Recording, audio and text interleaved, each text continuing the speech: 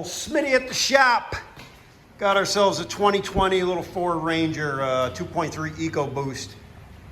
Customer complains of lack of power, running rough, hesitation, engine light blinking.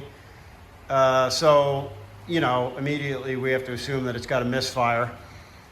Took me a little bit of driving this thing around to duplicate the complaint.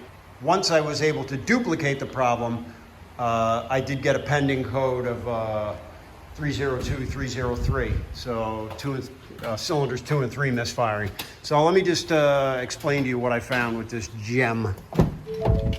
This truck only has 27,955. So 28,000 miles for all intent and purpose.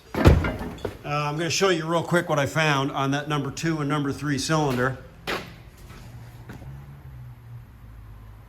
If you look at the ignition coils, you see this is number 1, nice and clean and shiny. 2, 3, and 4, not so much. Again, 27,000 miles, coolant is full right where it should be. This is not coolant. In this case, this is just super rusty water. We've had an unprecedented amount of rain in this area over the last couple of months. And what we have is water intrusion in those spark plug wells. You can see all the moisture. I've just blown it out a little bit, and it's become rusted and crusted. And what we're gonna have to do is seal this area up. Before I do that, I'm gonna flush all of that water out of there, which is basically just standing water sitting around those ignition coils, you know, basically submerging them in water, hence the misfire.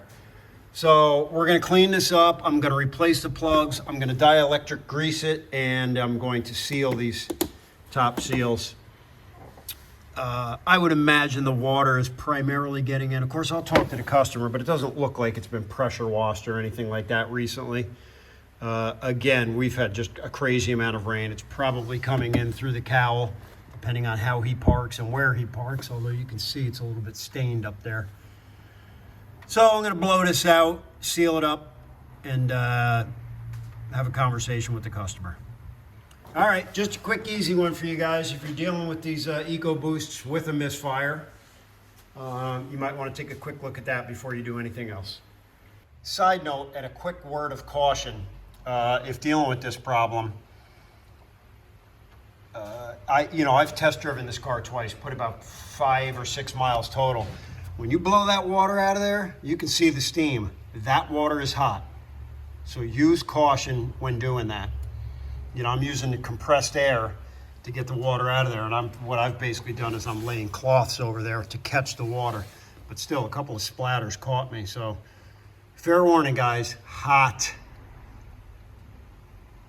All right, I'm Smitty. I'm out.